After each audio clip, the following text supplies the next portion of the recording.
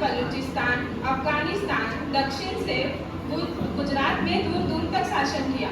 ये तब की बात है जब अलेक्जेंडर द ग्रेट ने भारत पर आक्रमण किया और उसी दौरान एक विख्यात ब्राह्मण की विचारधारा बहुत प्रसिद्ध थी। मैं विष्णुगुप्त चाणक्य आचार्य, वो जो अपने आचरण से शिष्यों को सिखाता है। जैसे हम अपने विरासतों और इतिहास से बहुत कुछ सीख सकते हैं, तो सज्जे रहिए मेरी नीतियाँ जानने के लिए और अपनी नियति बनाने के लिए। नीतियाँ मेरी, नियति आपकी। चाणक्य यह चाहते थे कि संपूर्ण भारत विदेशियों के खिलाफ पूर्ण एकता से लड़े और यही विचार लेकर आचार्य मगध राजा धनानंद के दरबार पहुंचे। मगध उस समय भारत का सबसे बड़ा राज्य था और उसके राजा का नाम धनानंद, जो एक घमंडी राजा था। लेकिन चाणक्य जब अपना प्रस्ताव लेकर राजा के पास गए, तब राजा ने चाणक्य जैसे उच्च कोटि के ब्राह्मण और विद्वान का अपमान किया। अगर इन विदेशियों का सामना करना है तो मैं एक मजबूत राज्य बनाने की तरफ अपने कदम बढ़ाऊंगा। हा हा हा हा हा। देखो इस मूर्ख विद्वान को और उसकी विचारधारा को।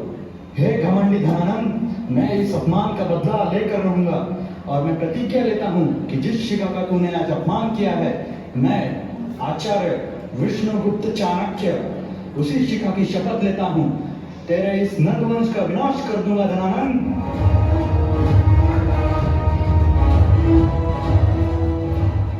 बस यही से शुरू हुआ दिलचस्प घटनाओं का सिलसिला।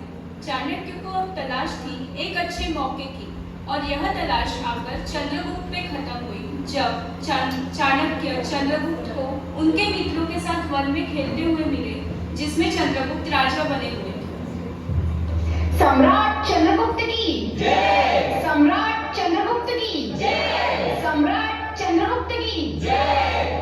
महान सम्राट चंद्रगुप्त मौर्य की राज्यसभा आरंभ हो रही है। जिसे समस्या है प्रस्तुत हो, समाधान किया जाएगा।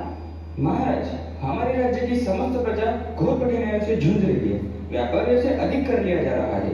किसानों को अपना धान्य कम मुनाफों में बेचना पड़ रहा है।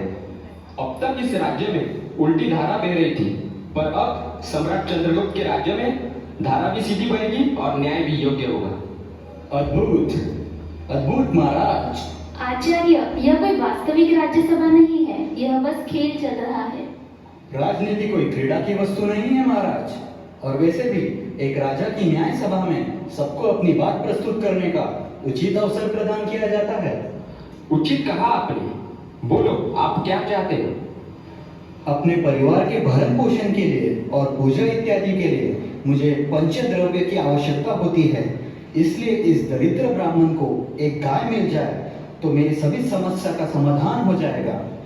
महावीर, सामने जो गाय खड़ी है उनमें से ब्राह्मण को जो चाहिए वो दे दिया जाए। रुकिए महाराज, मैं ना तो आपकी इस गाय का मूल्य चुका पाऊंगा और ना ही आपको कोई कर दे पाऊंगा, फिर भी आप मुझे गाय दे रहे हैं। इस प्रकार दान और दया करेंगे तो राजकोष तो लूट जाएगा। हे ब्राह्मण देव, ना मैं आप पर कोई दया कर रहा हूँ और ना ही कोई दान दे रहा हूँ। यदि आप अपने यज्ञों द्वारा उचित प्रकार से देवताओं को प्रसन्न कर पाए तो वर्षा होगी और फसल उगेगी, जिससे राज्य में धन आएगा। वो धन जो इस राज्य की उन्नति का आधार है। ये गाय देकर मैं आप पर नहीं स्वयं पर उपकार कर रहा हूँ ब्राह्मण देव, क्योंकि मेरा मानना है यदि राज्य बदलना है तो सबसे पहले अपनी सोच बदलो और उसे प्राधी करो। सत्य कहा महाराज, अपने प्रजा के हित के लिए राजा की सोच सर्वाधिक महत्वपूर्ण होती है। सम्राट चंद्रगुप्त की जय! सम्राट चंद्रगुप्त की जय! सम्राट चंद्रगुप्त की जय!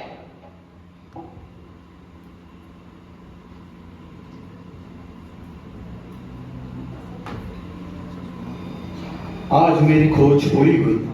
अब मुझे कोई संदेह नहीं, इस बालक को राजनीति और न्याय का जितना ज्ञान है उतना ही वह सावधान है। यही है भारत का भावी सम्राट।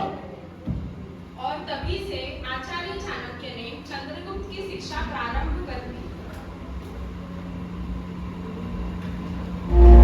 शिक्षा में उन्होंने चंद्रगुप्त को वेदों का ज्ञान, राजनीति, युद्ध नीति और जीवन शैली की शिक्षा दी। और इसी तरह चंद्रगुप्त ने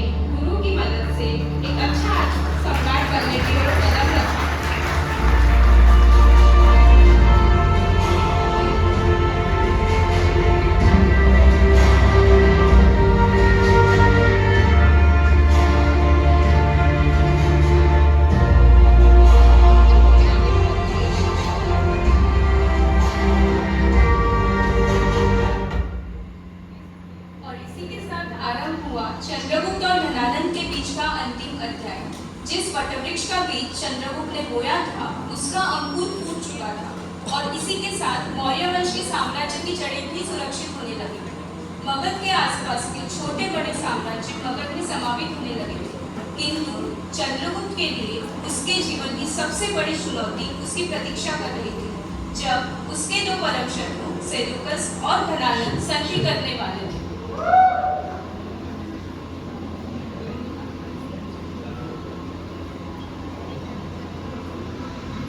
भारत के वीरों, अब समय आ गया है जब हम मातृभूमि के शत्रुओं पर ढाल बनकर प्रहार करें।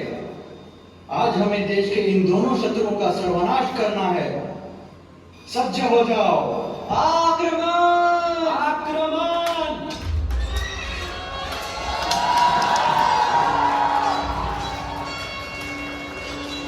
भारत जैसे महान देश पर प्रभुता का स्वप्न देखने वाले सेल्यूकस निकेटर, कम से कम सामने से वार करने का साहस तो रखो।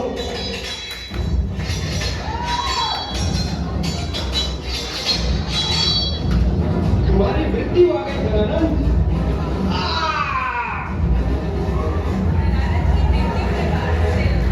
चाणक्य और चंद्रगुप्त के सामने आत्मसमर्पण कर दिया।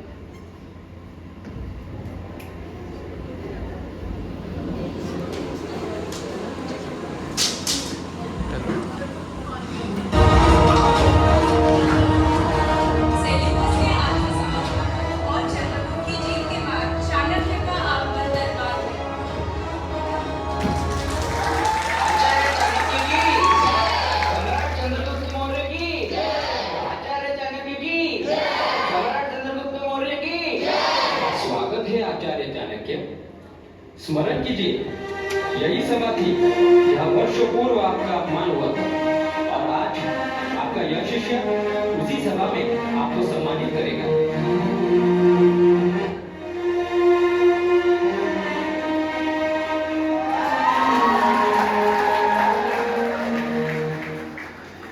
हाँ, वर्षों पूर्व इसी मगध के सभा में मेरे अखंड भारत के स्वप्न का अपमान किया गया था, और आज इसी मगध के सभा में भारत के 16 जनपद साथ हैं, अखंड और शक्तिशाली।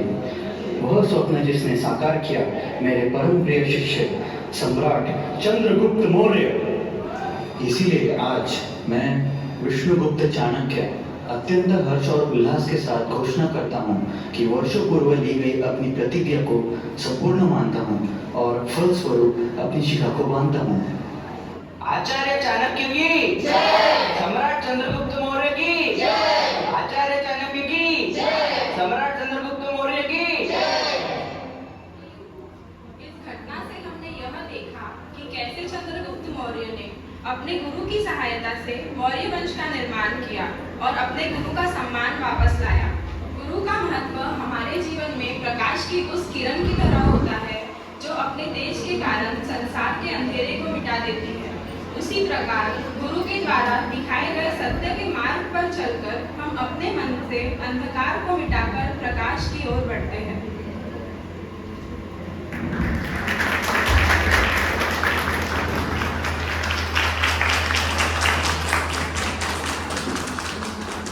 कि गाथा लिखी एक वीर ने शौर्य की, कि गाथा लिखी एक वीर ने शौर्य की, नंद को मिटा के जिसने नींव रखी मौर्य की।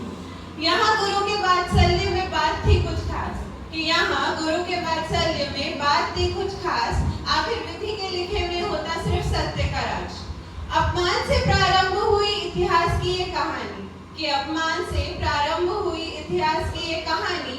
साम्राज्य बनाना बस चाणक्य की कला थी, कि राजा न बने कोई रक्त से न धन से, है विजयी वो जो साहसी हो मन से। धर्म परे हट के जाति के भेद से, जैसे काला अलग दिखे सफेद से, उसने चंद्रगुप्त को ढूंढा था भीड़ से। शिक्षा 9 साल दी और कहा, वीर गुप्त तुम धर्म रखो सर्वोपरि, हूँ तुम्हारे साथ में, देखो कौन क्या करे। वीरों के पांव कभी रण में डगमगाते नहीं, जो है वीर वो कभी वियोग गीत गाते नहीं। मृत्यु भय कभी अपने सीने से लगाते नहीं, और जो थोड़ा भी हो भय वो मोक्ष कभी पाते नहीं। कहा, वीर गुप्त अब तुम कदम रखो आगे, तुम्हारे अलावा यहाँ सब है इस शिक्षा से अभागे। मौर्य ने फिर चाणक्य नीति को अपनाया। मगध पे अपने नाम का मौर्य ध्वज लहराया कि कौन कितना सक्षम था सारे इतिहास को बताया कि राजा न बने कोई रक्त से न धन से, है विजयी वो जो साहसी हो मन से। Thank you.